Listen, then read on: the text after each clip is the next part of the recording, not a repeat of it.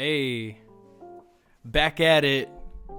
Back from COVID. Hey, It's the Take Two podcast. right here we lose one to COVID, and we gain one back from COVID. So welcome back, Nico. Yeah, I'm sorry, everyone. Nair and his deep ass voice is unable to make it tonight. He's currently dealing with something. I don't know if it's COVID or what. I don't think he's got his shit back yet, but you know, we're good. We're gonna entertain y'all for a little bit, get some mostly NFL talk, and then I think a little bit of NBA towards the end. We'll talk the trade deadline. Yeah, it's an exciting week. We got Super Bowl this Sunday, and trade deadline just ended today, so we got a lot of stuff to talk about, Nico. Mr. Burrow and Stafford, the battle of the white quarterbacks.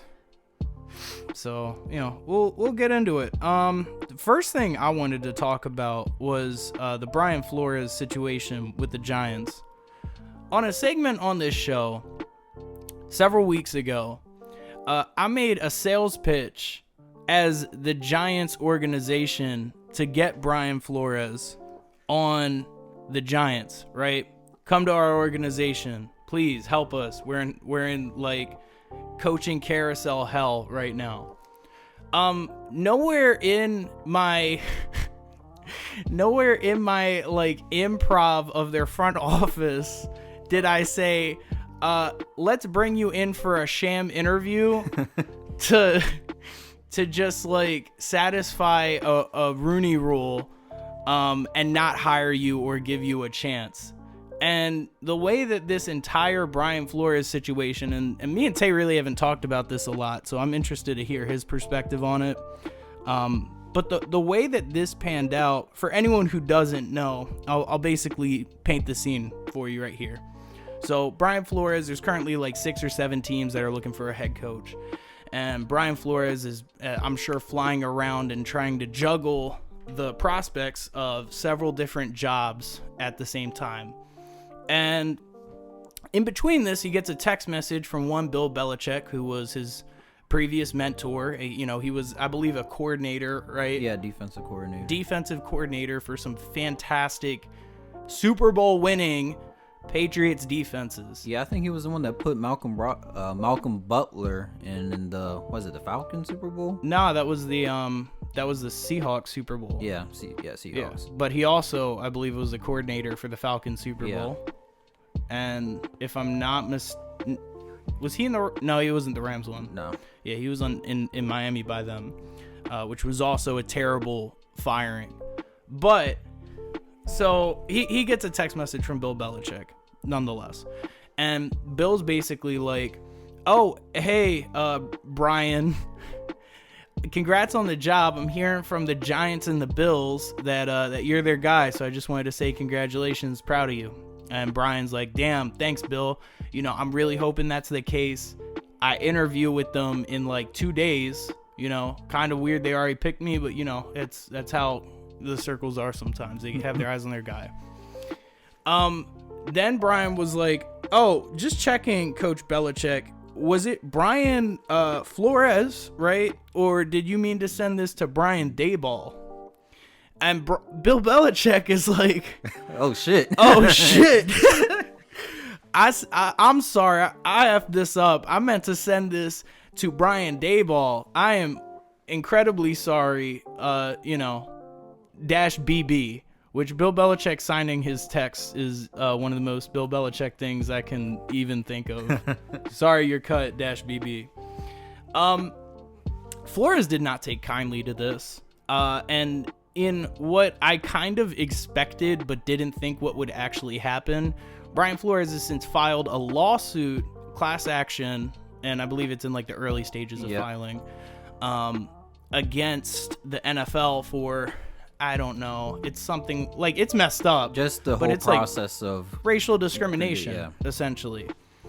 And the Giants' response to this, which came like 48 hours later, was essentially, oh, hey, Brian, after doing his, TV tour where he was on like 8 different networks discussing this, they asked him a question. They were like, all right, well, do you feel like these organizations should have the ability to pick the head coach they feel is best. Is that fair? And he was like, yeah, I mean, I see nothing wrong with that. The Giants came out and said, well, that's exactly what we did. And I have so many issues with the process, the way this is played out, and like the reaction to Brian Flores saying that this is an issue. Mm-hmm.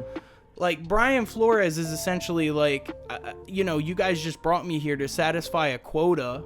The Giants never necessarily gave him a head chance or a chance. And their response that went through 18 lawyers and 4 presidents, nowhere in there, they try to discredit Bill Belichick, but nowhere in there does it address the fact that the Bills knew that this was happening because they had to release him from their staff and prepare for that. And he knew from the people inside the Giants organization that was happening. So it was already predetermined that you wanted Brian Daboll. Not only that, but you combine that with the fact that the Giants have never, ever had an African-American head coach, that they've only had something like 5 African-American coordinators. And I believe their assistant, I believe he's like a defensive coordinator, he left the Giants after the whole situation too. Did he really? Yeah. Recently? Yeah. Yeah, I mean, I don't blame him. I'd feel similarly. Like, the way that this entire situation's played out, it makes the Giants look really bad. Should they? Yeah, I think they should. I think the way that this process has sort of played itself out makes it look like the Giants had no intentions of actually hiring Brian Flores. And I think it grows to a deeper aspect of the league, and a lot of stuff has been made out about the racial angle on it.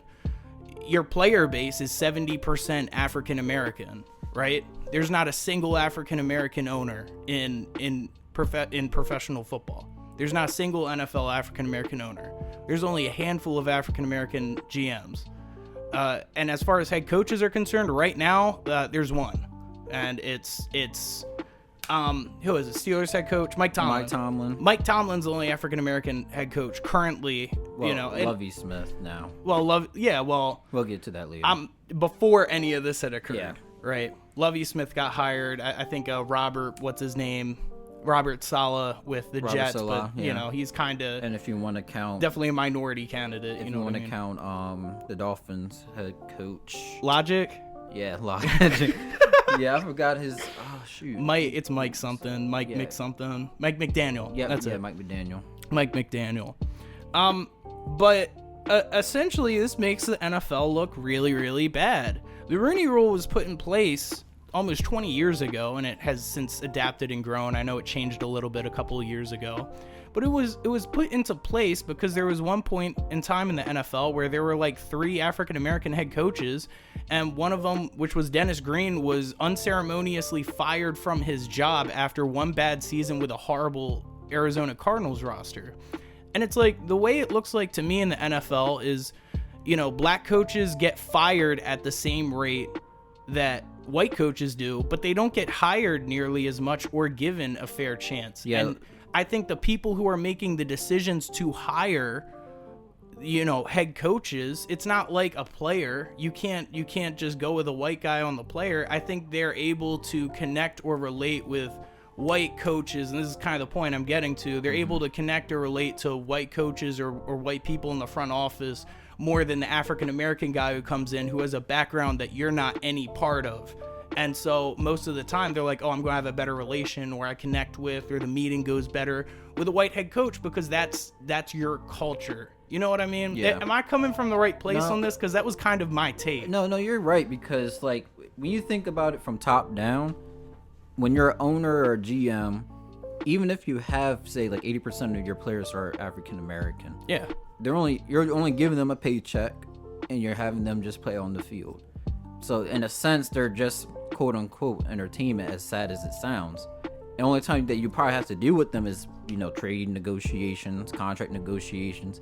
That's like an easy thing, but most of the times that goes through the agent, who may more or less probably will be white instead of African American. But but when it comes to the whole Brian Flores situation, I do agree. But then it's the fact that now, since he addressed the situation and filed a lawsuit, now all these owners are going to band together to make sure that his claims do not set a prejudice against any of the organization owners as a whole. Yeah, no, because he's basically coming after the front offices and all of the teams. Yeah, because if you come after one, you're pretty much coming after all of them. Yeah, that's why most of this shit. If you don't know, the way that the NFL works is they have an arbitration system. So these claims, how it would normally work, right? If your job wrongs you, unless you work in a union, which is essentially what the NFL is, so that the players union, right? It's a union. If you get wronged at your job, right? Your boss comes in and fires you without giving you a 2-week notice, or they don't pay you. That usually, I mean, our legal justice system is all sorts of messed up. Yeah, but some fixing. Yeah. Yeah, but that usually heads to some sort of appeals or claims court that goes to like a public court. The way the NFL works is it goes into an arbitration process that the commissioner is in charge of. And I never agree with the fact that the commissioner can oversee all this stuff. The NFL is so big and has so much money. It kind of is counterintuitive that they do not have their own legal panel. It's like it's seriously like if the president, it's like if you had an issue with your boss at work, and in order to get restitution you had to appeal to the president of the company that you had been wronged. Yeah, the president doesn't care about your interest, he cares about the best interest of the corporation as a whole. And that's understandable, but it's not fair to the players or coaches or employees of the organization. Exactly. So I think as a whole, it's just it's awful. The part of it that irritates me is all of the posturing that's done with end racism in the back of every single end zone, in the back of every player's helmet, but and it almost comes off as like a mission goal, or like we're telling you if you support racism, you're terrible, you're a horrible human being. It comes across as very told you so, but yet the racism is actually institutionalized within your own organizations. Yes. And I can't stand it because it comes across as incredibly hypocritical. It comes across as they're just selling merchandise. Mm-hmm. They're just posturing. Oh, we're part of this movement too. Does this get more views and clicks and putting us outside of, what's not comfortable? Because we don't want to be there. So I don't know. As a whole, the Brian Flores thing has been eating me alive. I'm glad I could get it off my chest. And everyone who's responding to Brian Flores putting out a lawsuit like this, basically defending coaches and just saying, hey, let's get a fair shot. I mean, when I read those text messages, I felt horrible for Brian. I felt horrible. I couldn't imagine going to go interview for a job offer and wasting my time thinking about the ways that I could help that organization, and they already have the other guy picked, and I can't even get a remote visualize why that happened. And then it's also the fact that Brian Flores is taking a leap of faith to do this, because not only he's looking out for the future sets of African American or minority head coaches. Oh, he may never be, because he will never. He'll probably never I'm about to say he probably will never get hired again. Yeah. Because the instance where, like we talked about a couple weeks ago, when we talked about advocating for Brian Flores for like a head coaching position, I said for the Houston Texans, because I thought that would be a really intriguing position for him to be, especially when the fact that him and Deshaun Watson had an extremely good relationship, and then the Houston Texans did give him an interview. I think is fair. I do think they give him more of a fair shot than these other organizations did. Well, the thing is, like with the Texans, and they have their own issues, within the organizations. But like I'm fine if you taking someone in and genuinely wanting to see their direction for an organization, and then going, all right, well, we took Brian Flores in. Brian Flores, I'm sure, is an incredibly assertive guy. He comes across as that. He comes across like, it's Bill Belichick, right? Yeah. It's like Greg Popovich. I want to come in and shape this roster in the way that I see the future. And for some GMs and owners, that might be, I don't want to have a power struggle with my head coach. I get that. But, like, don't interview Brian Flores then, if you weren't interested in actually hearing what his future was. I mean, the Giants picked their guy beforehand, and now they're trying to sit here and act like they weren't doing all of this, by the league rules, illegal shit. Yeah. And, are now bringing out the Scotch tape and the, you know, traffic cones and trying to do cleanup. Well, the fact of the matter is, if this gets subpoenaed in a court, you're going to have this information come out.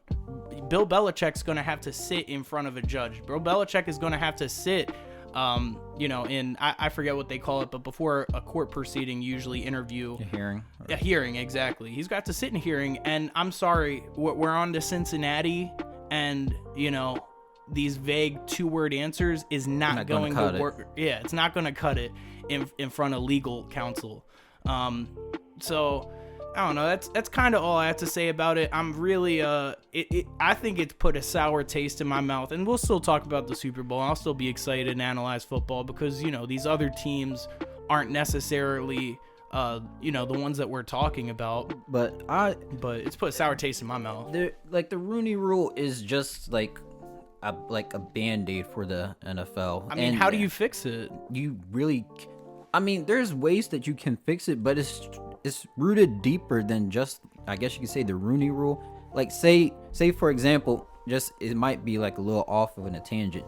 You know, like Deion Sanders, head coach at Jackson State, he believes that, you know, a lot of the black athletes, obviously most of them, at HBCUs have just as much talent, or if not more, than, you know, athletes at Power 5 schools. I mean, they used to be popping back in the you know, 80s and 90s. Yeah, a lot of some of the best players ever have came from historically black colleges. And then the fact that he's trying to implement these combines, like HBCU combine, and then there was like a report of like the listed teams on there. Like, I know I saw like the Steelers on there, the Houston Texans on there, but like it was less than half of the organizations in NFL. And you're telling me that you can't send like your second or third tier scout out there just to see these, you know, just these athletes out there, even if they're from HBCU. Yeah, that's a good even point. if you don't even draft them. But to me, it's like a star, just say a star in the HBCU. You telling me you can't like draft him in the 5th, 6th, 7th round, even if you want to take a flyer on him? That's where Shannon Sharp went. Yeah, I mean, and the fact that it's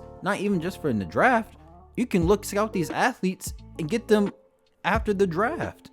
So like, it's just then you're thinking about these pool of black athletes or just athletes in HBCUs that don't even get the chance to even taste the NFL. Yeah, but Tim Tebow can get us, you know, a shot at playing tight end for the Jacksonville Jaguars in preseason. And then on top of that, I think that what the NFL could try to do is try to implement like let's say like a pathways program for minority, you know, people, and whether it's, you know, like obviously men and women of minority status, and not saying that they have to be a defensive coordinator, but you telling me they can't be like air quality control or like passing games coordinator or like secondary coverage skills? Yeah, I mean, I forget exactly where I heard it from or who I was talking to, but they essentially said like, look, I think the issue really comes from when you look at the position of head coach, right? Where does that usually stem from? Well, in the NFL, it's the coordinator position, offensive, defensive coordinator. Where do those usually come from? It's the position coaches. It's usually the quarterback coach or the wide receiver coach. You got passing game coordinators, running game coordinators. Exactly, and there's so many coaching trees on an NFL team. So you can make your own position and just give them a salary. Yeah, exactly. You got so much money as an owner. Exactly, and like, you know, I'm not saying that I hate like mandating percentages, but like if you need to give a percentage of, I think if you're going to have the Rooney Rule for just head coach hirings, you should have it for assistants. You should have it for assistants as well. Like, you can't tell me that all of these African American athletes have played the position and the Hall of Fame is full of fantastic African American athletes that weren't just great because of physical skill. A lot of it is mental, especially at like receiver positions, especially on defensive positions. These are incredible football minds that you're not hiring or even giving a chance in the NFL. And I feel like it speaks to me like it did back in the 90s or 2000s, where it's like, oh well, you know, we can't really draft a African American quarterback because they can't throw as well or perceive coverages as well. Yeah. as white quarterbacks, and that's kind of how it feels with coaching. It's like, oh well, they can play the game, but I don't think we don't know understand. if they can command the room exactly in a respectable manner, or just sit on the panel with all the rest of the front office executives looking the part per se. Looking the part, exactly. So I don't know, to wrap up this charged segment, I guess, which I feel like I handled pretty calmly considering how heated I am over this. Just do better, NFL. Instead of having to come out and play damage control, acknowledge the fact that this exists and actually hold yourselves accountable. Don't brush this under the rug, because I'm not going to tolerate it. I think it's ridiculous. Yeah, because a lot of big organizations, what they do is they acknowledge that there could be a possible problem, but before they know that problem can be acknowledged by the public, they already find solutions for that said problem, so no one can even talk about it in the first place. So right now, like you said, there's damage control, but there should not have been damage control to start with. Yeah, there should have been nothing to resolve here, but there's this problem in the NFL, and despite how angry it makes some people, to hear that, these people aren't getting a fair shot, and I understand where the passion or the where you get upset at. It's like, Brian Flores is playing the race card because I don't have these opportunities either. I get your frustration on it, but it's misguided. Yep. All Brian Flores is saying is, please, give my brothers a fair shot. And I think there's too many organizations in the league right now that are constructed in a way to not do that. And it's upsetting to me because I think the end product that we're getting in the NFL is a worse product because of this issue. Yep. That's the issue I have with it. Because you're not acknowledging the other sets of talents that's out there. Yeah, it's like... imagine right now if we still had this archaic view on quarterbacks and you didn't have your Lamar Jacksons or Kyler Murray or Patrick Mahomes. The NFL would be a worse product. And I think we're, as I said, as Ed Reed said, who's also another player who's been blackballed from the league, stop recycling bad coaching. Brian Daboll better hit it out of the park. Because I swear, if he comes in and we're getting more 6-10 seasons from the Giants and they look like a dumpster fire, there's no one else who should be held accountable other than the front office of the Giants. I'll pose this. If say Brian Daboll goes 6-10, and say the direction's going nowhere. Yeah, which is what I expect, by the way. Do you think that the Giants would be pressured into hiring a black head coach? I'm sure, but I don't know. It depends how long this sticks around. I mean, if this is just another non-story in 6 months to a year, then, where, no one's going to care or talk about it, or we'll just be now focused on the other cycling of coaching hires that are around at the time. John Harbaugh's out of Baltimore. Should he head to New York? It kind of makes sense. At the end of the day, these organizations are going to keep doing what they're doing, regardless of the outcome of this, unless you get actual change or there's some sort of mandate in place that's forcing these people to hire African American coaches. I can't see it. I don't think the Giants are going to reshape their organization or their paradigm of thinking because they got spooked by Brian Flores calling him out. Yeah, calling him out of the secret group chat that they had, with the other higher ups in the league, which I'm certain that those channels exist. That not just, black coaches, but white coaches, certain white coaches are out of. Bill Belichick is a super high, well-respected guy. I'm sure there's numerous teams who are calling him and inquiring about certain coaches and prospects. But, the whole way that this thing sort of played out, I've said it, but sour taste in my mouth, 2 thumbs down, NFL. You guys dropped the ball on this. And, the only thing you can do is just move forward and acknowledge it and probably pay Brian Flores, his I want my restitution. Pay him his restitution in court because what you guys did is pretty effed up, all things considered. Anyway, speaking of things that should probably be made better, let's talk about the Pro Bowl. That transition was crazy. All right, the Pro Bowl was an unmitigated disaster. I didn't even pay it no mind. I saw it on Twitter because I did not watch this shit live. Apparently the only player who actually hit someone that day was Alvin Kamara, because no one was doing it out on the football field. When was the last Super Bowl? Wait, not when was the last Pro Bowl that you actually sat down and watched? The Jerry Rice Deion Sanders one, where I think, if I recall, they like picked their players or their teams or something like that. Yeah. Probably, or was it 4 or 5 years ago, probably? Yeah, and I thought it was an excellent... It's like what the NBA does with the All-Star game, right? I love that. They make it interesting, and I like sort of the wild card shit that the NBA has done to make the All-Star game incredibly competitive. Now, I get it from the player's perspective. You don't want to go out, especially in the trenches, right? Yeah, so when I think about the Pro Bowl, and I forgot what NFL player said it. He was saying, like, why would... Like, you know, the NBA has an All-Star game. It's like a guard, I think. Yeah, but in the middle of the season. So, like, when they're in season, say, like, their contract's guaranteed, whatnot. Yeah. Then, which is also... part of it. Yeah. Obviously, NBA players get fully guaranteed contracts. Protections. And NFL does not get fully guaranteed contracts. And I can't blame an NFL player to just go 110% in a Pro Bowl and say they get hurt. And then literally like 2 weeks later, their team organization hits them up and says, yeah, you're cut. Yeah. Like off of a Pro Bowl. Yeah. So like, especially in the trenches. Oh, like, yeah. Bro, if I'm telling you right now, if I was like, I couldn't play the All-Star game in high school. I messed up my shoulder like 2 weeks prior. But I wouldn't have been out there, you know, sacrificing it. Yeah, sacrificing it. I'd be going out there, going through the motions, you know, being aggressive, but I'm not like putting my arm out for tackles and shit. You know what I mean? It's like... So on that note, I guess we can talk about some improvements per se that we could do to Pro Bowl weekend. Yeah. Because when Mac Jones runs for a 70-yard touchdown, you know that something's broken. And he did the gritty in the end zone. I was like, all right, this is a clown show. What I think that what they should do, say for skill positions, you know, like linebackers, corners, safeties, wide receivers, running backs, quarterbacks, just do 7-on-7 or flag football.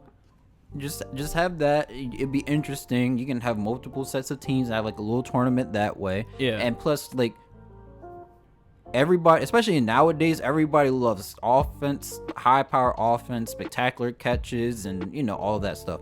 Just a nice flag football game. The guys don't even have to tackle each other. Just have either two-hand touch or just strip the flags off and call it a day. I say make it more of an event, and they kind of have done this. I saw like clips from Kirk Cousins, and you know, they have like the drills, right? That was pretty cool.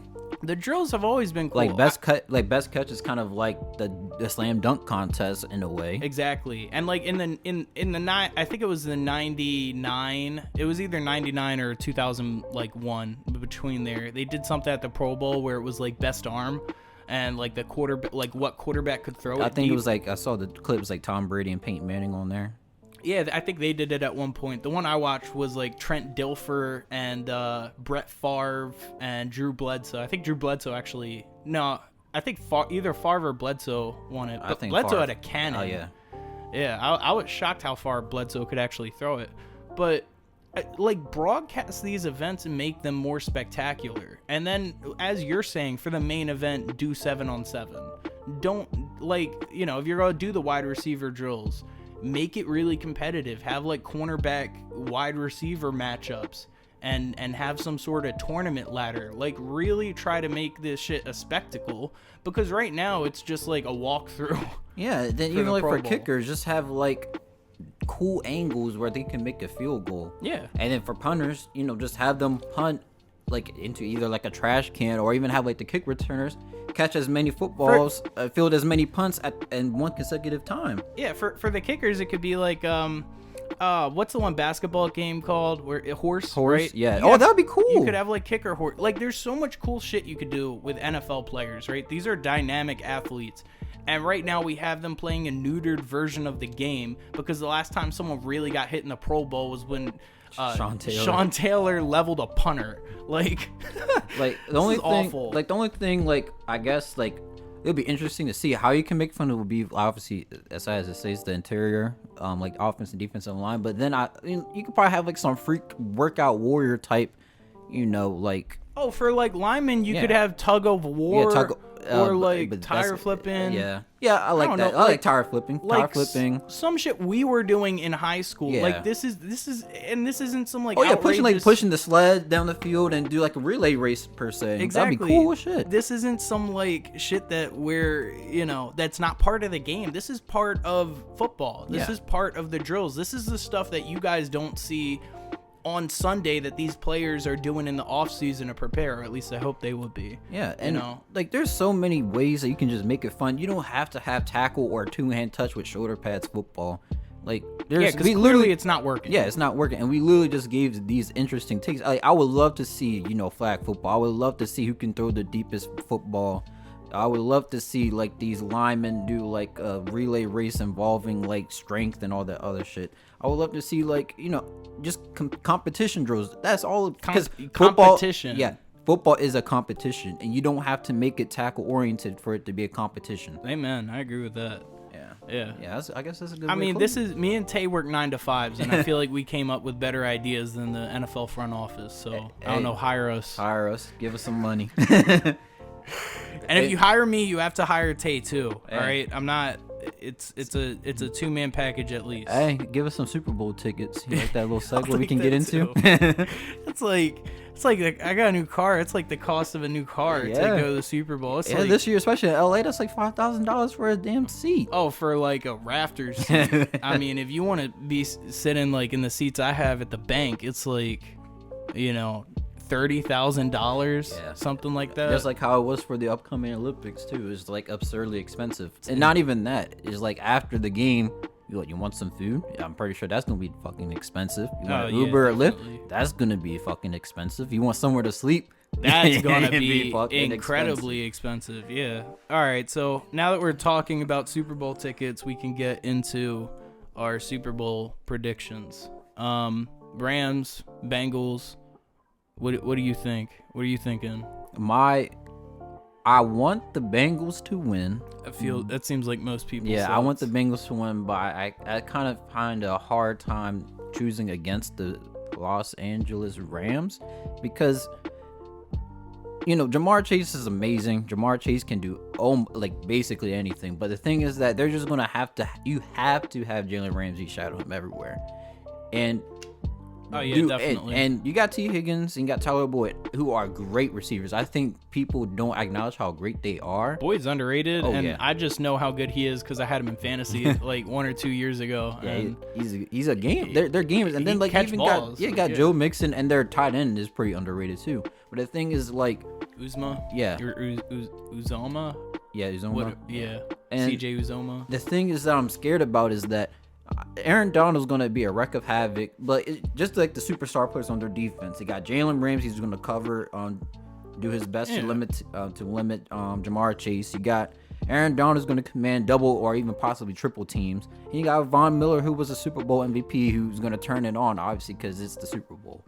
And I find it really hard to believe that maybe Joe Burrow can do it against the Rams defense. Yeah, it's one thing to do what he did against the Chiefs defense. It's a whole nother thing when you have Aaron Donald, Von Miller, and Leonard Floyd coming after you, every snap. And one thing I am concerned about is that as good as the connection and the synergy has been between Joe Burrow and Jamar Chase, I do not want him to press if he knows that he's not there at that moment in time. Because like with receivers, you need to get repetition going to get their. Oh yeah, you have to be like on. Is that how it is at corner? You can't just like not throw it to them and expect them to turn it on. It's like some receivers are not wired like that, especially nowadays. But to me, if you can tell Jamar Chase is like, your time will come, but it might not be as often as it used to be. It might not be the first play of the game. Because once you have these, once you have Tyler Boyd and T. Higgins do some damage, you got to rotate the safety over. And then you can get Jamar Chase on a one-on-one matchup. Is a more 50-50 then. Yeah, no, I agree with that. Catch him off guard like what happened with Tom Brady when he threw it to Mike Evans in the end zone. Yeah, although I will say if Jalen Ramsey gets mossed in two plays in one playoff series, it's not looking good. The Darrelle Revis comparisons are dead in the water. But yeah, no, I kind of agree with what you're saying, except for the fact that you want the Bengals to win. I don't. I'll be entirely honest. You're a Ravens fan. So yeah, I'm a Ravens fan. But the Joe Burrow conversation, can we like pump the brakes, please? We're going like 100 miles per hour right now, trying to ascend him to like NFL godhood. He's a good quarterback. Joe Burrow is not like, you know, I think he's in that like Kurt Warner, Tony Romo class right now. Tony Romo's a good comparison, just a winner of a Tony Romo. Well, yeah, but like I'm not just talking about like obviously people will be like, oh, well, Tony Romo's never been in the Super Bowl. Oh, but his talent was incredible. Yeah, but his talent was there. Also, Tony Romo never had to go through like, you know, the Raiders and Titans to get to a NFC championship. And I'm sure if he did, they probably would have choked it too. But you know, Kurt Warner, as I said, like fantastic, and he's more mobile than Kurt Warner. So but I'm saying more so in the terms of talent overall. Yeah. The MVP caliber talent, sure, but are we trying to put him ahead of Patrick Mahomes right now? Are we trying to put him as the best quarterback in the NFL? And I've been hearing some people, or even like the AFC. Yeah, or you have you know, Cowher getting on talking about, well, why don't we give, you know, the MVP to Joe Burrow? No, absolutely not. Can he get there first, right? I saw him play a Chiefs team who's been kind of, even though they had a solid year, down all season. I saw him beat a Raiders team that was lucky to make the playoffs because of a bunch of fourth quarter Wasn't Tyrann Mathieu out that game? Or am I mistaken? No, I thought he played. Okay. I must have been thinking about a different. I know who wasn't out. Sorensen was not out. Sorensen was playing Russell Westbrook minutes. But you know, like let's pump the brakes a little bit on Joe Burrow. Can he get there first? Like if I see it in the Super, I swear if he wins, like Twitter is gonna blow up. So and people are going to crown him the next great quarterback. But I for one don't see it happening. I think the Rams are gonna win this game, and like. You know, I think we're in a rush to try to crown the next Tom Brady now that he's gone. And you know, you're going to be disappointed. Yeah, because like you just said, you know, like Tom Brady's quote unquote retired, and you know how the media feels about Aaron Rodgers, and you got Russell Wilson who does great for 8 weeks and then trembles down the rest of the season. It's just the fact that, you know, the young guns are up next. You got, you know, Lamar, you got Joe Burrow, you got Patrick Mahomes, Justin Herbert. Josh Allen, Kyler Murray. Yeah, like, these are, like, great quarterbacks to have. And then it's always that, who's going to be that face of these young set everyone's of like, who's the best? Who's the king? And it's like... Why can't we just appreciate all the great talent that we have? How about they're all great? Yeah. How about they're all really good talents? How about they're all... You know, possibly, like, you know, at this point in time, I'd say winning quarterbacks. Like, you know, like you can say that Patrick Mahomes was the face of the young quarterbacks. You could probably still make the claim now, but I think we should just get away from the face of like these sets of quarterbacks and just say he just had a better overall season. Like these quarterbacks he had a better second half. Yeah, you know? Well, I'd say overall season. Yeah, but, I'm just saying like just in general from here on out, we should just say like which quarterback had a better season.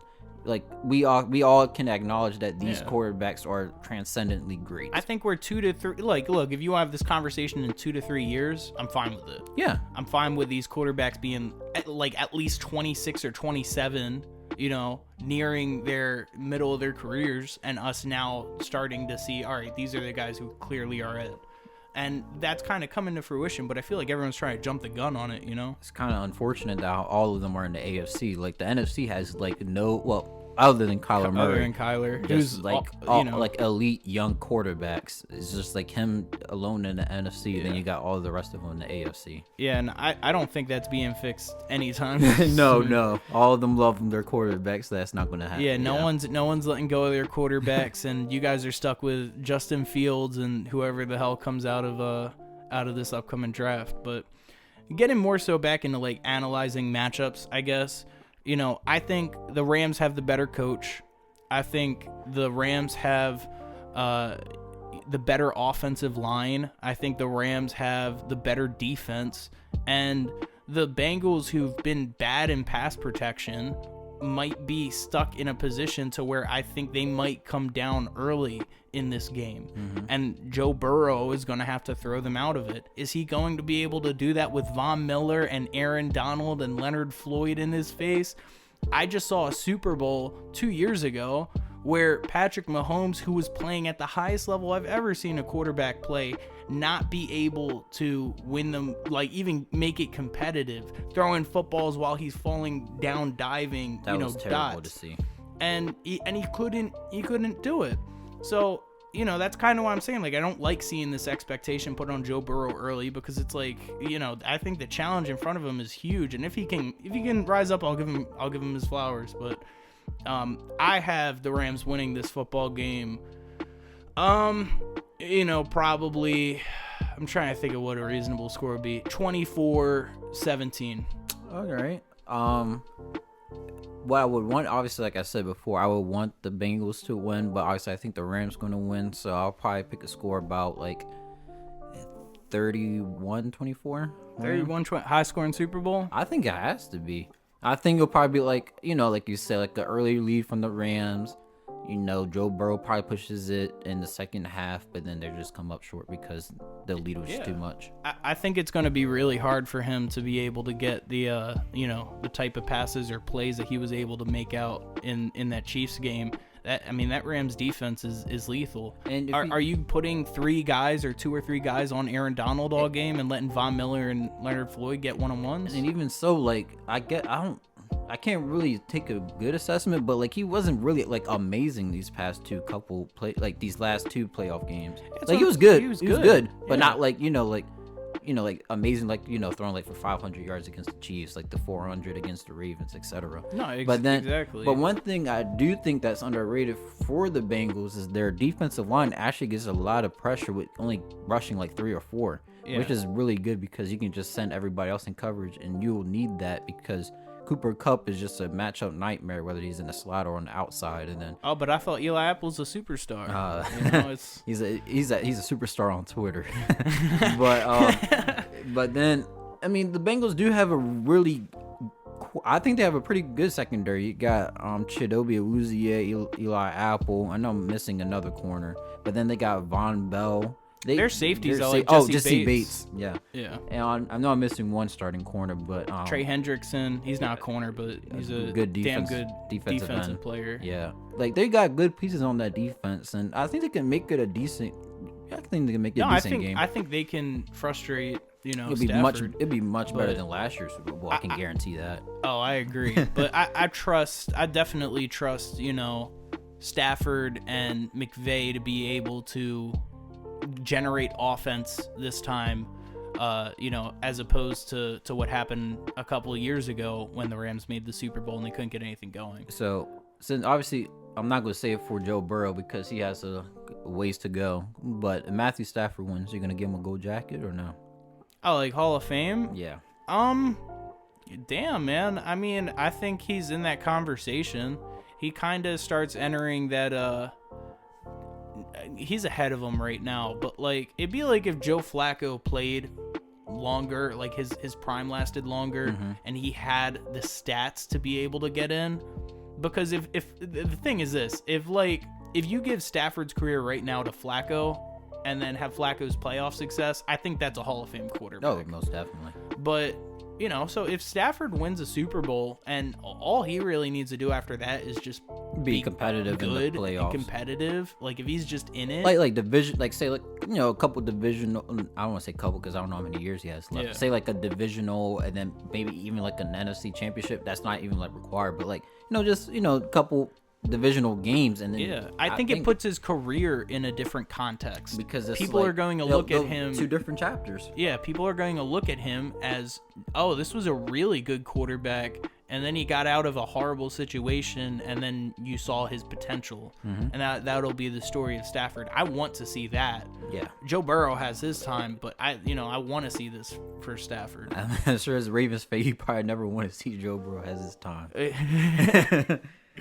Not against my team, not against the Ravens, and I'm sure it'll happen because, it's inevitable. The Bengals, I don't even know what our all-time record is against them, but for the 2010s, I feel like there was numerous times where they were just beating on us. Like, AJ Green was he turned into Jerry Rice every time he played against us. And now you got we have to deal with Jamar Chase. Like, it's hell here. It's awful. So that's kind of our Super Bowl thoughts. The next thing we got here is, we were just talking about head coaches, but coaching hires.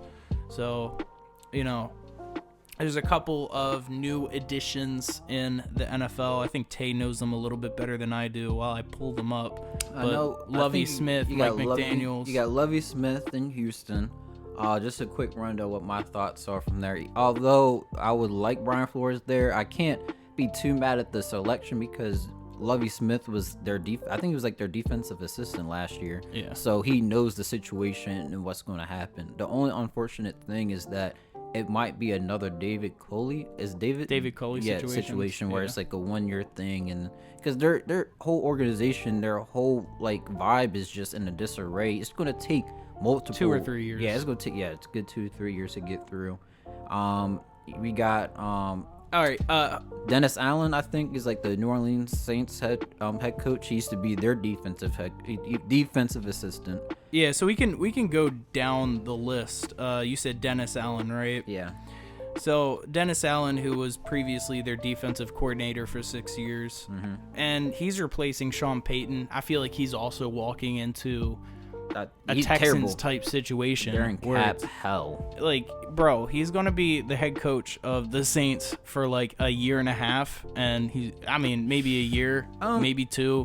I think his situation might be different unless there's like some hot commodity out there, because the New Orleans Saints ownership is pretty, I guess you would say, like pretty generous, because like even though Sean Payton's an all-time head coach per se and whatnot, I think they understand the situation that they're in, and their cap accountants understand how horrible the situation is. Yeah, they're in debt. Their NFL credit score is zero. So, like, I think they'll give him an opportunity, especially once they situate their roster and everything. I think he's going to get like an actual shot down there. You think? Well, hey, we'll see. Especially since he's been there for like 6 years. They know him personally, so it's I think you're right. That's fair. We had for the Bears, moving on to the Bears, we had Matt Eberflus, if I said that correctly. I think that hire was kind of weird. Colts defensive coordinator, for those of you who don't know. I'm nothing against Matt. I think he should be a head coach, but I just think the Bears is not a great situation. I might just be biased because I'm one of the people who believe that since it's such a quarterback-oriented league, you would want an offensive mind as the head coach. Well, at least there. At least there. But then to me, it's like now that Matt's there, you're putting so much pressure on who your offensive coordinator is. I don't know who they hired. You need that offensive mind. Hopefully, have a young, modern, feel to him, because it's like you got Justin Fields, who the organization selected in the draft, and I thought was a great pick. I think it's a tremendous pick. I like Fields a lot. But now, since you got a new head coach, you're gonna, especially since he's not offensive oriented, that offensive coordinator hire is gonna be huge for their success. Yeah, I kind of agree. I think it follows this trend that the Bears are doing of yet another defensive-minded head coach, and it's just a different league. It strikes me as like the old way of thinking of, hey, defense wins championships. We got Khalil Mack and Roquan Smith and Eddie Jackson. They do have good pieces, but that's not the direction your organization needs to go. Is a good pass defense with a solid coordinator and a head coach who can come in and really reshape the way that this team runs offensively. Because otherwise what's going to happen is Justin Fields is going to get beat up, or his confidence took, which I feel like it already has taken a bit of a dent from this season, and you're going to be stuck in a really bad situation yet again, and this time you won't have a awesome young quarterback from a great trade that you made able to come in and give you hope, So I was once again, it was another destination I want to see Brian Flores in, but we're not gonna have that apparently. So there we go. Sorry, Bears fans. Moving on, we have Nathaniel Hackett, the prior Packers offensive coordinator for the last 3 years, replacing Vic Fangio. The Raiders? Who was Not the Raiders. This is the Broncos. Who was also bad head coach, a defensive head coach, mind you. So. With that hire, initially I thought I still think in some aspects they hired him just so they can try to make a run for Aaron Rodgers. I'm not sure how true that could be. It's an interesting take. But to me, it's like he's under Matt LaFleur, who has tremendous success in the league, and hopefully he has some influence as far as what plays they run. But then it's like, but it's Aaron Rodgers. It's Aaron freaking. He's so talented. So like, obviously, like obviously you can. How much are you? Yeah, like how much is this team getting? or is it how much is it versus Aaron Rodgers, who's an all-time talent, who also just like audibles out of plays that are called all the time. Yeah, and then it's like, cool, you got the court. Like say he's that next great mind. Who's your quarterback?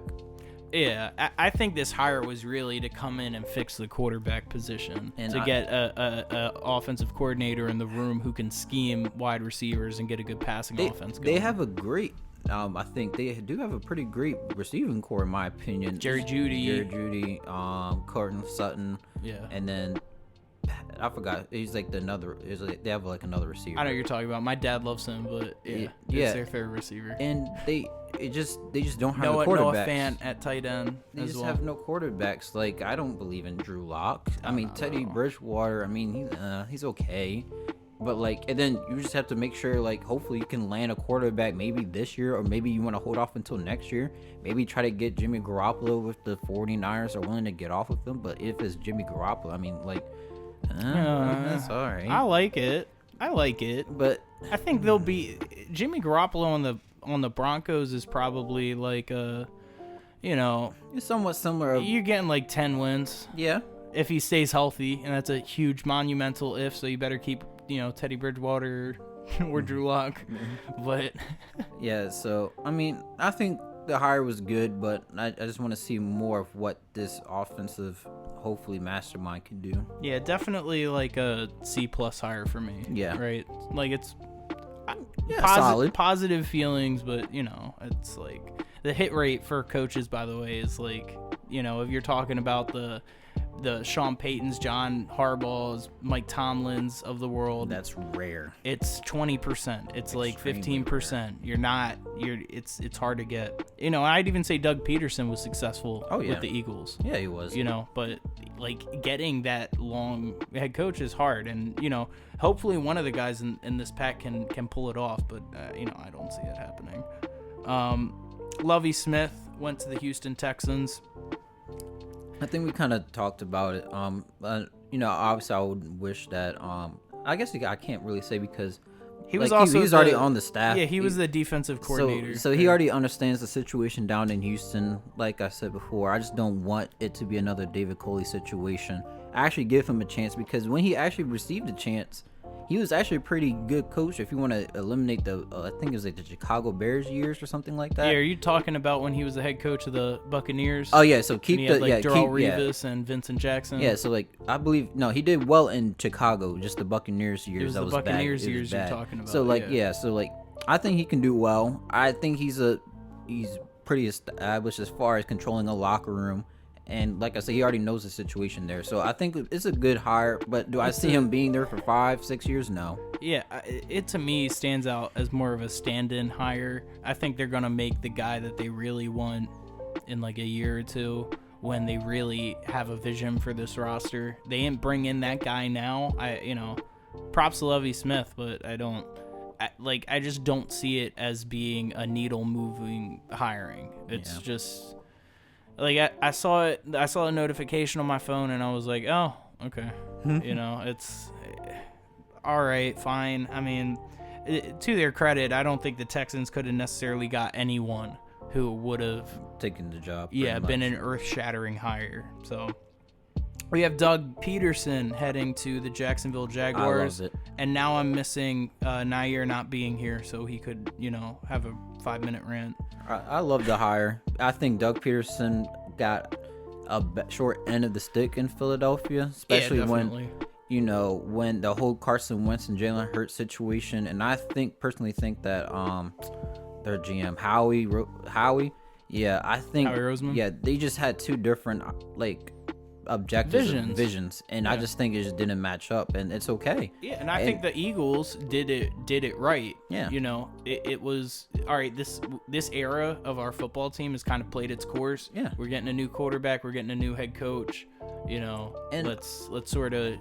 And I like it pivot. for Doug Peterson because I think the Jacksonville Jaguars will be patient with him, especially with what you just had. Yeah, definitely. Yeah, and they're going to be patient with him, especially like you said, what they had with Urban Meyer. Like he did hella shit. And I think Doug Peterson is he can control a locker room. He has good vibes, and you can already see what he did with the Eagles. You seen what he did when he stripped down what Chip Kelly did and reestablished that team to be they win a Super Bowl. Yeah, he went into dysfunction and I think really fixed it. And it's going to be so great for Trevor Lawrence to have like an actual competent person who's there to help. Who can help him grow. It's obviously not going to be pretty year one. It might not be pretty year two, but compared to last year, it'll be much better. I think it's going to look to the 5 Jacksonville fans that are out there and to NFL fans who have NFL Red Zone.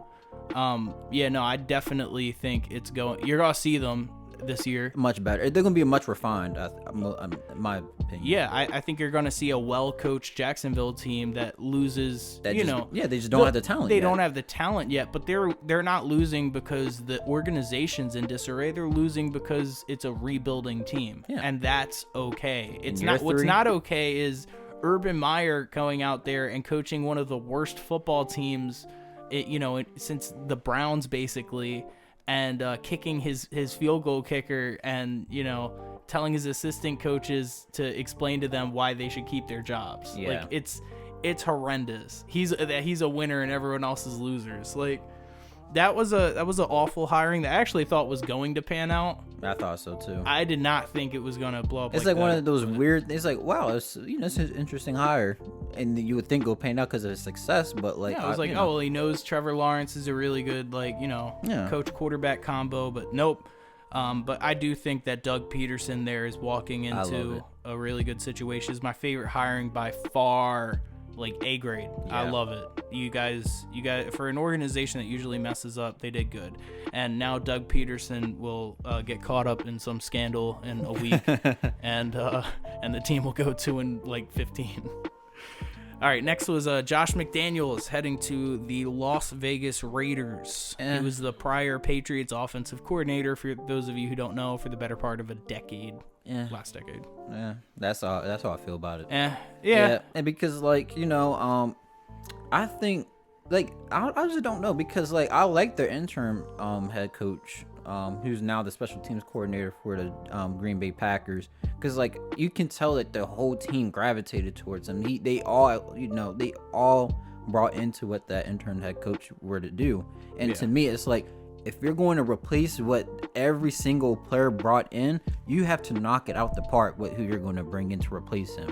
And I don't think Josh McDaniels is a knock in the park. And obviously, I think part of it is because the GM and Josh McDaniels have a relationship in their past. That's why he possibly got the job. Yeah. So I don't think it's going to move the needle. And plus, I don't know what Josh McDaniels can do. Can bring.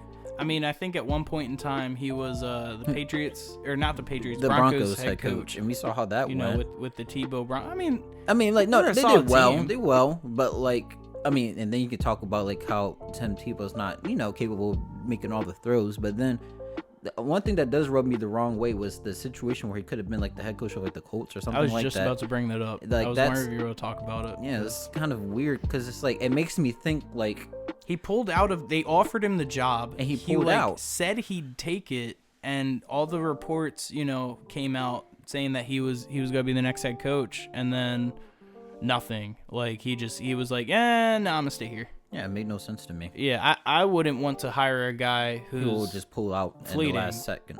No. Yeah, I mean, if you're running an organization, if you're running a company, and you have to, you have a field to be able to hire from, do you want to bring in the guy who agreed to his last job offer and then opted out of it last time to stay in the, with his current job? No. I wouldn't want that.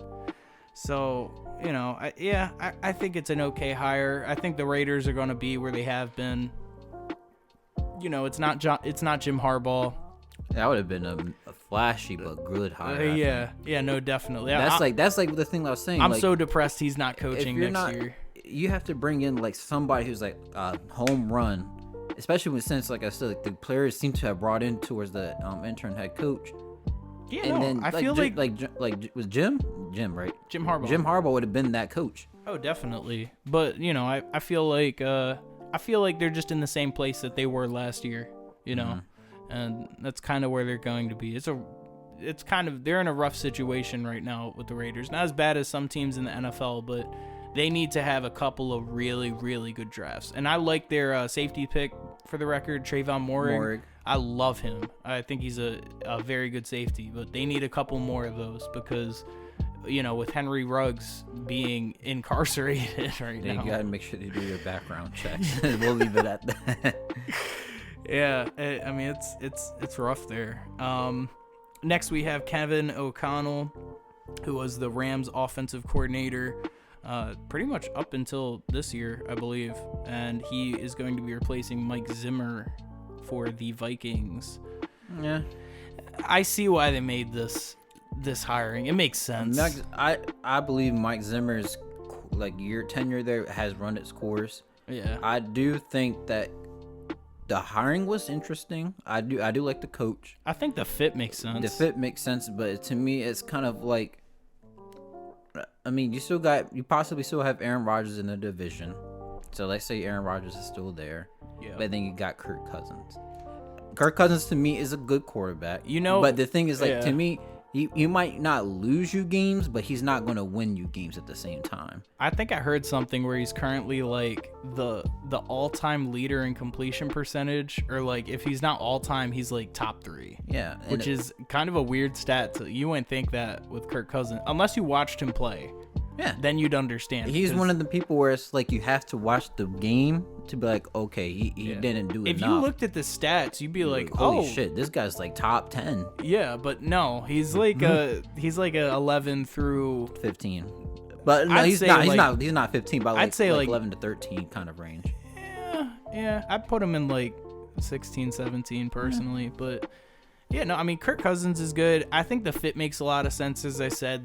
The vertical passing offense, and if you recall before Todd Gurley's knees completely gave out on him, the type of offense that they were running in the Rams system is very much of a vertical passing, get your receivers open, get your receivers the ball type of offense. They got the talent to do it. And they have the perfect offensive team to do it. I think with the Vikings, it's more so figuring out the defense. Because last year it was not that great. Yeah, last year it was horrible. And then also it's kind of like, it's like a win now situation because of, obviously like the roster and you got Kirk Cousins and whatnot.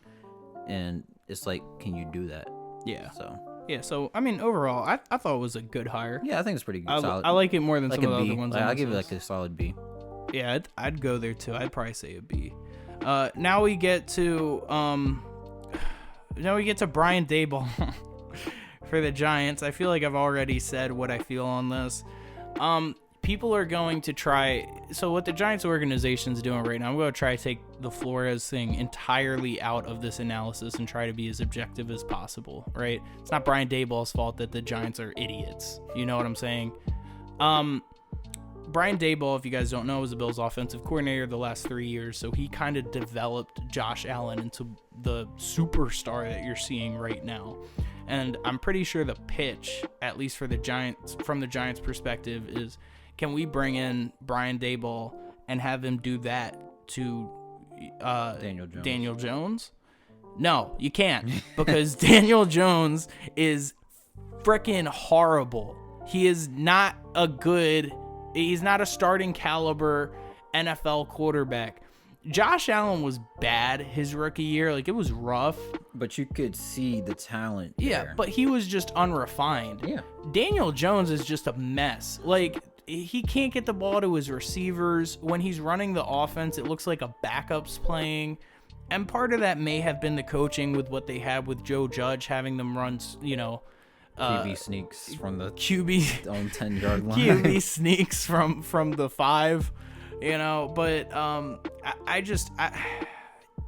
I think they're setting up Brian Daboll to fail, and they're setting him up to fail because you're married to a quarterback that's not going to work.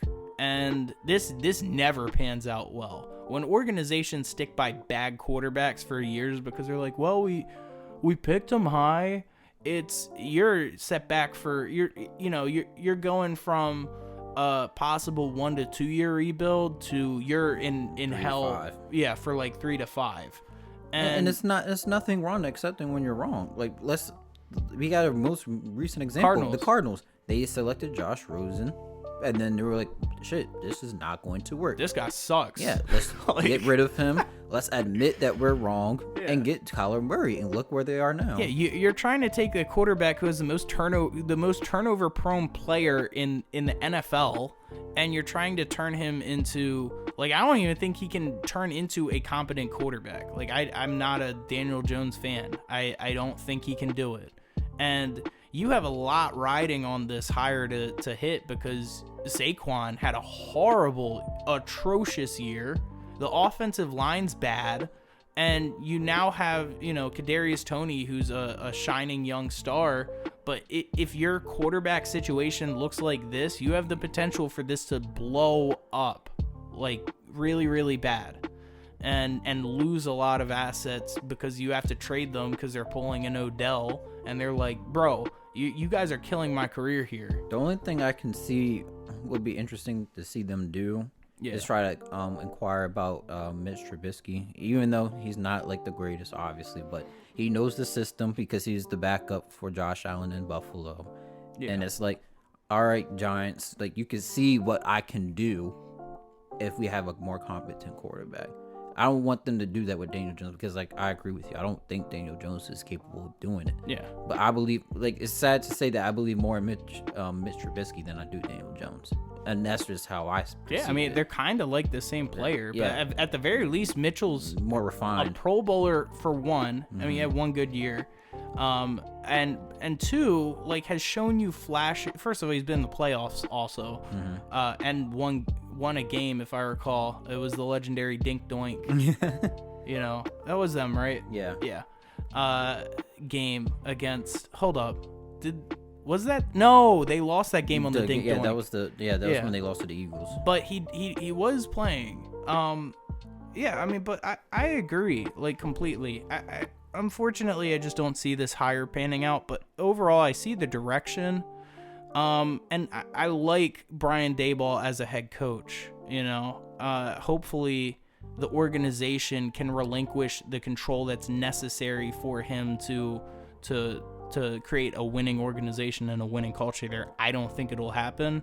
But overall, I might surprise a little bit. I think it's a good hire. I do too. All the bullshit aside. So I'll give it a B. Yeah, I think it's a good hire. Right? Just the situation as far as like the quarterback and like you said, like Saquon is just not there right now. Yeah, it's bad. But as I said before, Brian Daboll goes in there, goes like 6-11. I'm gonna be heated. I'm gonna be tweeting about it. It's on the Twitters. So that's it. I think we covered it, right? Yeah. Did I miss anything? I think the Vikings are still looking for their head coach. Well, no. The Vikings, we already covered them. No, the Dolphins. We didn't do the Dolphins. Oh shit, we didn't do the Dolphins. Mike McDaniels. It's a good hire. I think it's a good hire, and Lodge's gonna, you retire from Rat to be a head coach for Tua Tagovailoa. So, the situation's good. You got good defense on paper. I just think as long as they can innovate their offense to where Tua doesn't look too passive at times and just let him rip and see what he's capable of doing, then I think they got something. Jalen Waddle is amazing. I think he's going to be really good. There's good talent on both sides of the ball. Almost definitely. And it's just that this is the thing. As long as you can let Tua show his flashes, what he can do, let him rip sometimes, and I think they'll be pretty good. It just sucks that Did you just say let Tua let it rip? Yeah, just let Tua rip.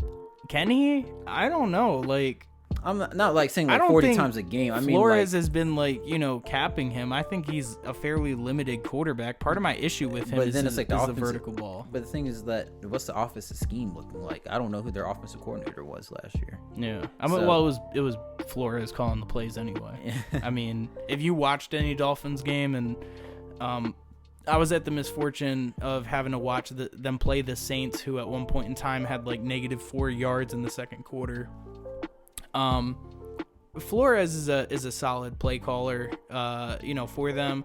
I think the issue with Tua is he's limited. I think he's a career backup. Okay, but a really good one, a really like a Teddy Bridgewater kind of build quarterback. But I don't think he's ever going to be the vertical threat that they're looking for. You know what I mean? And also be interesting to see how he transitions over to the Dolphins, because like the whole zone running scheme that he's under with San Francisco. Yeah. I want to see how it'd be interesting. Plus, like Jalen Waddle, I'm not saying he's a Debo Samuel, but he can do Debo-esque, stuff. Yeah, so. he did for for Bama. Yeah, so it'd be really interesting to see how they do. Yeah, because Mike Gesicki is not George Kittle, but you got there's similarities. You got some similarities. Yeah, there. I think there's similarities between what the Dolphins have and what the Niners have, and I think that's what a lot of these teams look for. And when we talk about fit, it's like, do some of these things make sense? The Joe Judge hire last year, used the Giants as an example, is something that didn't make sense. Not at all. You're hiring the special teams coordinator for the Patriots to come in and coach a young quarterback, a team that's kind of rebuilding. It didn't really make sense, but I think the Mike McDaniels hire makes sense. Should they have kept Flores? I think so. Yeah. I think long term it would have been the better outcome, but once again, I'm gonna give it a B. I think it's like a B grade. So. All right, I think unless I'm missing, some other coaching hire, I think that covers it. I think you got everything. Yeah. So last note, we'll talk a little bit about the trade deadline for the NBA. So Woj bomb. A lot of Woj bombs, a lot of sham. I don't know what we call it for sham. Like a sham. What? The sham shouts. I don't know. The sham alerts. The sham alerts. Sham's pretty good, man. Yeah, Shams. I don't know how you say it. Shams or Shams? I think it's Shams. I think it's Shams. We just call him Shams. I'm making a clown out of myself. It's Shams. Yeah, he's like, and it's funny because some tweet came out saying like they're both entering the last year of their respective contracts. So it's like, imagine if they like teamed up. It's like not big three, but big two. Or you could just add Brian Windhorst, because he proved people wrong about the whole. That'd be the big three. That's the big three right there. Well, Brian Windhorst is definitely big. Yeah. But trade deadline came along. We have a lot. I'm actually thinking about all the stuff we have to cover on this, and I'd like to make it a fairly snappy segment. We can talk about just the core. But I think we can just talk about the core trades, and we'll get into a little bit of what they mean next week with Nair. So let's talk about the big one. We'll address the elephant in the room. James Harden was traded for Ben Simmons in a trade package that saw a lot of movement. Yeah, we got between both teams. We got Ben Simmons, Seth Curry, Andre Drummond, and 2 first-round picks going to Brooklyn, and then the Sixers are receiving James Harden and Paul Millsap. Yeah, which I felt like for the Sixers side, I called it, by the way, a couple weeks back. I said that the New Year's resolution for the Sixers was that patient pays off. You got to dump the X. And I think that, while everyone was clowning the Sixers and the media was clowning the Sixers for holding on to Ben, no one wants him. His trade value is only dropping. This is a case study of that absolutely not happening for a young player. Mm-hmm. And this is a case study of an organization winning when the player tries to play hardball. And I think overall, Ben won as well, by the way. Big time. Ben is in a championship, on a championship caliber roster, playing with an amazing situation for his skill set. Yeah, 2 top 20 players. I think he ended up in a really good fit. He should probably, Ben Simmons, I'm sure, has burned bridges with pretty much the whole organization at this point. But at the very least, I'd send a thank you text to Daryl Morey. It was like, dude, I know it's been rough, but I really appreciate you putting me in a it's crazy because I was joking with my friends saying like say that Ben Simmons didn't get traded this season, and he's like recently like engaged. It's like no one's showing up for his wedding at all.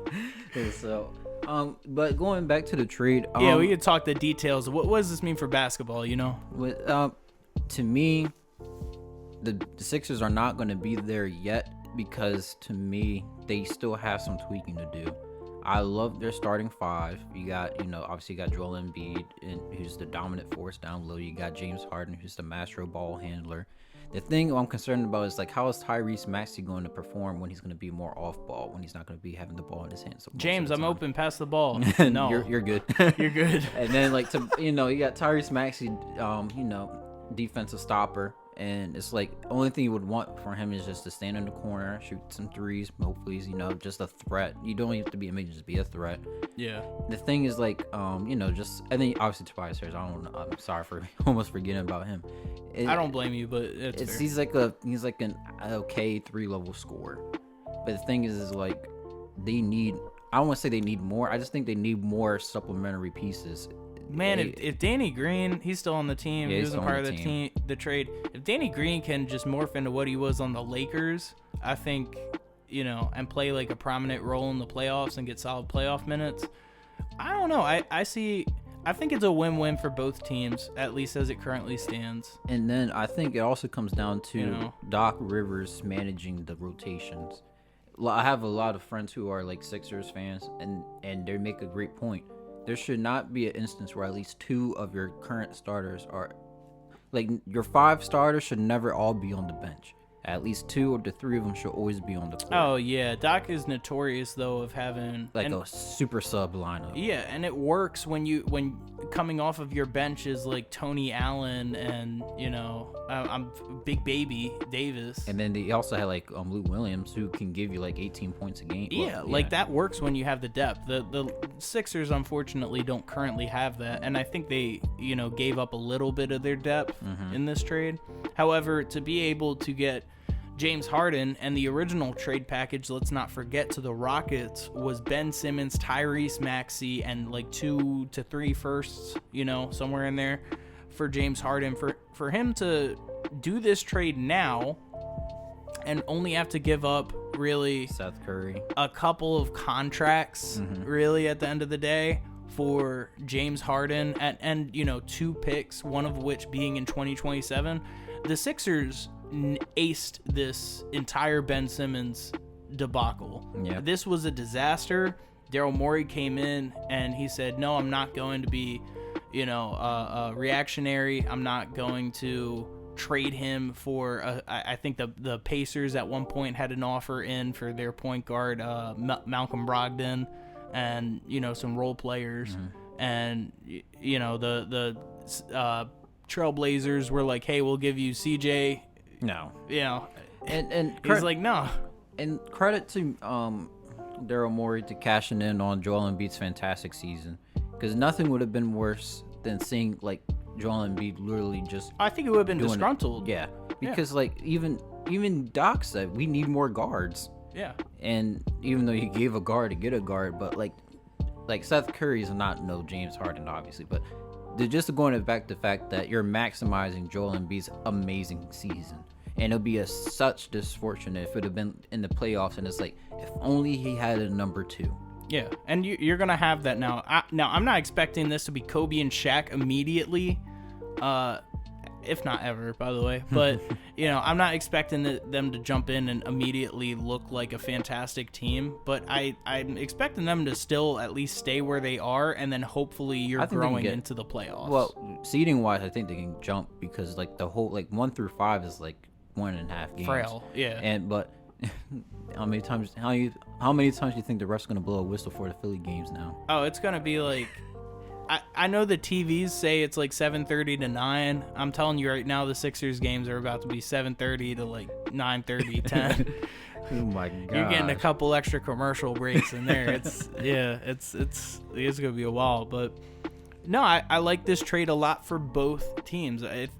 I thought the Nets should have made this trade last year, and I think right now you're going to see a Nets defense that's a lot more active, that's able, especially when they still kept Bruce Brown in there too. Yeah, and you know, by the way, the Bucks still exist. Yeah. I think the Bucks in a series against either of these teams is going to be interested, and I absolutely need a Nets Sixers series. Most definitely. And then, like, you know, they talk about the Bucks, but also the Heat. Like, the Heat are pretty deep defensively, and they also got, you know, Victor Oladipo just waiting to come back. But, you know, I didn't talk much about the Brooklyn Nets, but as far as I'm happy for Ben, because now his limitations are never going to be over magnified anymore. Yeah, you got guys who will shoot. You got people who can shoot. You got people who can score. Because in Philly, you would have hoped, I guess, like management before Daryl Moore, obviously, that they hoped Tobias Harris could evolve into the second scorer. Tobias is more of a 3. Yeah, and it's okay. It's just that you're paying him as a 2. Or possibly a 1. Well, he's kind of getting like the Kevin Love contract that, you know, KL got when he was playing with the Cavs. And look, you know, LeBron and Kyrie were basically like the first and second option, and he was the third. Yeah. So what did he have to do to make up for that? Well, he passed his ass off, and he played solid defense. And it's like when you have Tobias, who's getting paid as a number 2 or even 1, but he's actually just a number 3 scorer. You're looking at Ben Simmons, and it's like, you're our other star. You got to do something for us.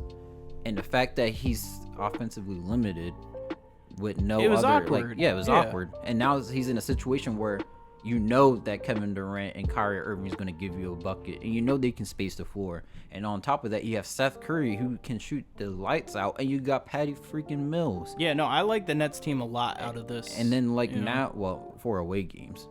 Well, yeah, for away. But I mean, I heard they're willing to pay the fine. Yeah, they're gonna pay. And they're gonna look to at least have Kyrie in the playoffs. So, you know, we'll see how that whole situation pans out. But this team's gonna be absurdly good. That the paint's gonna be like open for him to just do whatever he wants. Just dunk and layups. Unless you know, I mean, if I were any other teams, I'd probably go out there and hire Isaiah Thomas and then just have him play paint defense against Ben Simmons, because, you know, give him the yips.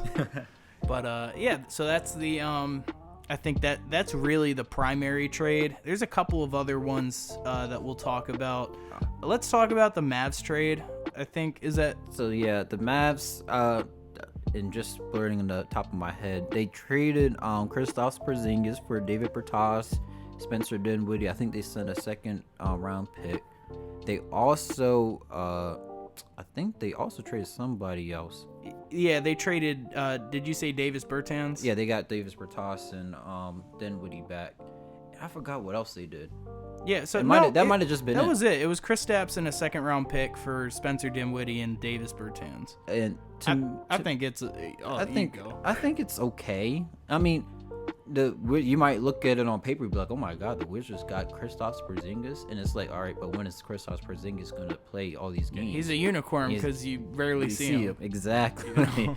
And like, obviously Davis Bertans is on a horrendous contract, but I mean, he does the same thing Kristaps does. He just stands in the corner and just jacks up shots. Threes. Yeah. And then, like, you have another ball handler. You can say what you want about Spencer Dinwiddie's season, but like, you have another ball handler who can initiate some offense when Luka's not on the court, because it seems as though they like Jalen Brunson starting alongside Luka right now. Yeah, I think the main issue with the Mavs is you get into these series, especially into the playoffs, where he's, you know, pounding the ball into the, you know, court and making dents because of how often he has it.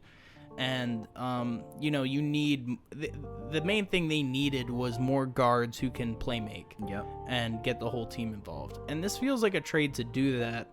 But for what they gave up to get Kristaps Porzingis and what you're trading him for, it's a loss. And I think it's a loss for the Mavs, you think? Yeah, but I think the Mavs kind of knew that Kristaps was starting to be like a sunk cost, and they didn't want to have this turn into a situation where he's like untradeable. Their winning percentage since he's been there's been about the same, whether he's been playing with Luka or is it just Luka himself. Yeah. So I think, I mean, I agree with you, but to me, I think it's more so the fact that it's like, we're just as effective without Kristaps, and he's rarely here.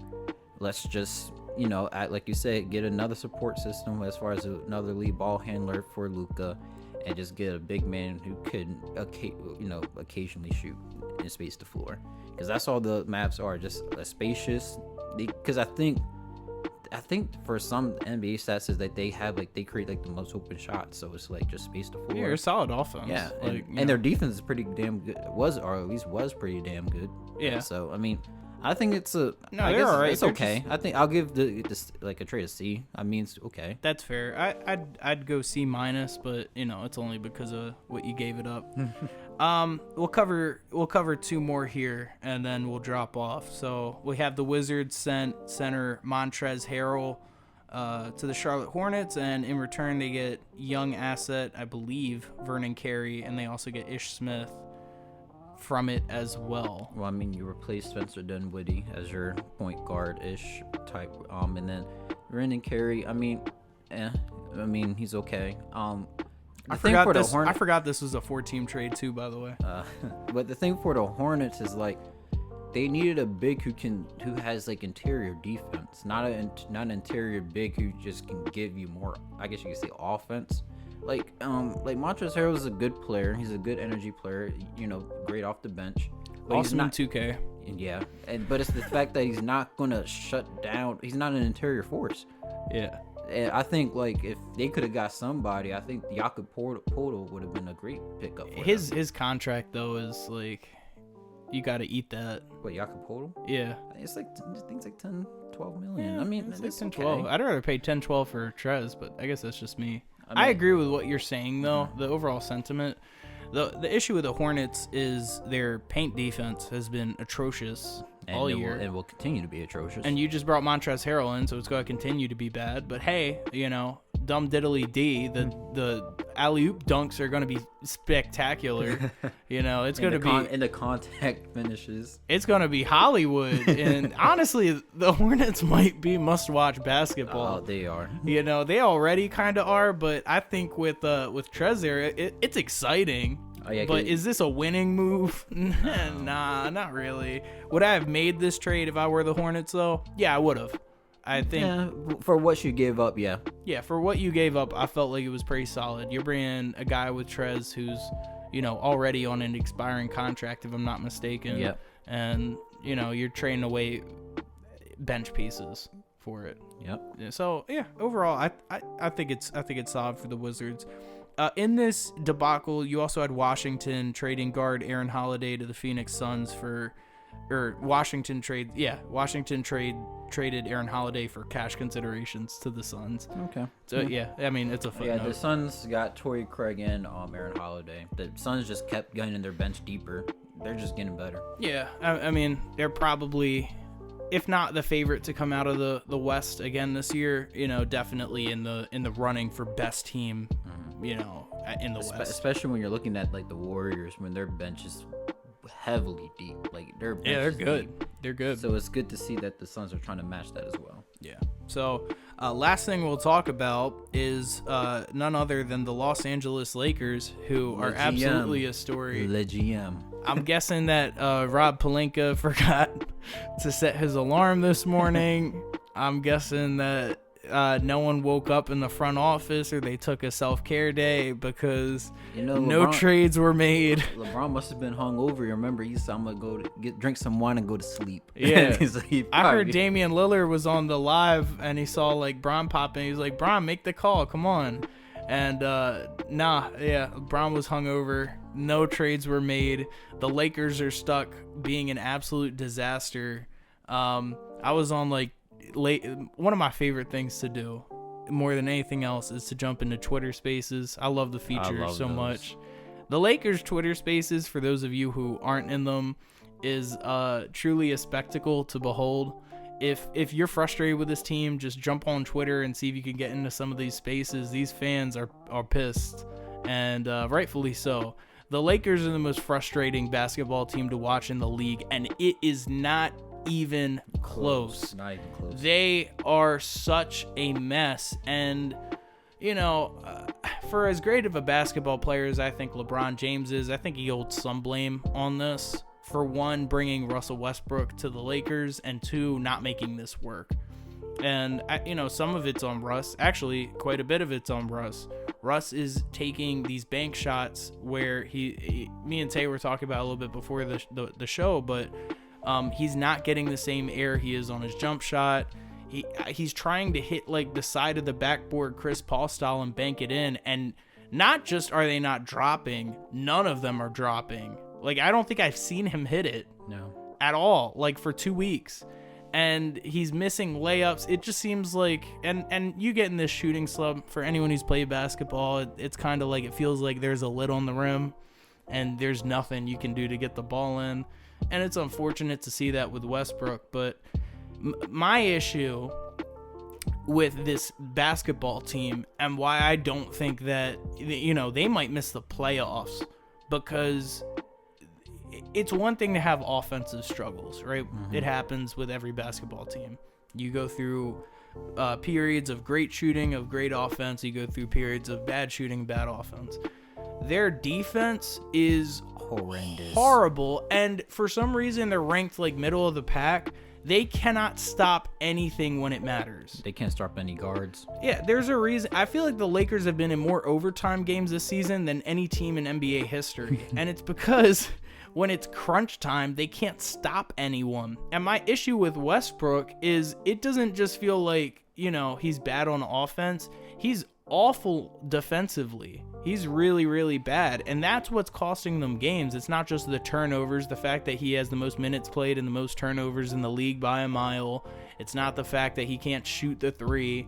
It's the fact that he's not giving you offensive production, and then he's combining that with terrible defensive play. So his plus minus is like negative 10,000, for the Lakers. So I don't see it getting better. LeBron, they just lost to the Blazers, who blew up their roster and didn't have Damian Lillard. Like, just when you thought it could get bad against the Bucks, of them like blowing them out and Giannis having one of his best games ever as a pro, you'd follow that up by completely shitting the bed against a G League team. A G League team. Like, bruh, it's time to call it. I think they could get their protected pick from the Pelicans, maybe. I think it's a protected pick swap. Yeah, so I don't know. Maybe just give up. Like, they're gonna have to wait to the offseason to attach like their 2029 pick and get a pick swap. And if you want to do that, you just attach Russ. They're in hell. They're in a really bad spot. That's what happens when you're paying 3 players who can combine for like what, 120 probably. Yeah, it's like, I mean, they're in the luxury with 3 players. Yeah, that's really, really bad. That's really, really bad.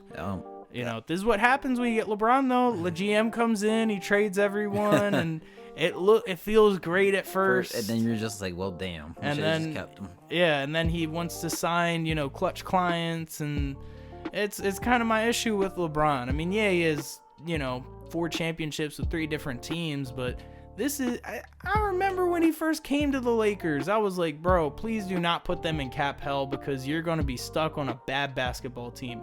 And that's exactly what LeBron did. It's frustrating to see. I don't think there's a way out of it, unfortunately. Like, LeBron might leave in a couple of years to go play with OKC and Bronny James. Hey, I'll love that as an OKC fan. But with the Lakers, obviously there's a huge percentage to blame on Russ, because you brought him in to. I initially thought the trade would be okay, because I figured Russ is a high volume player. You can take the usage rate off of LeBron, let him conserve his energy.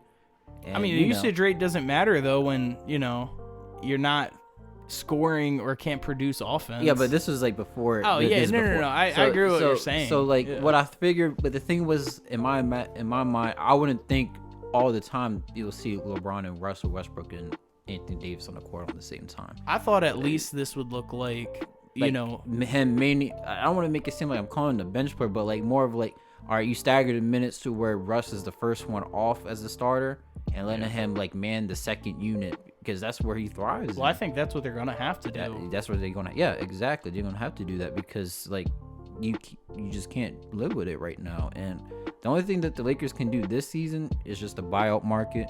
But it's only going to get worse from here, because one of their lone bright spots, Malik Monk, is only on a 1-year deal.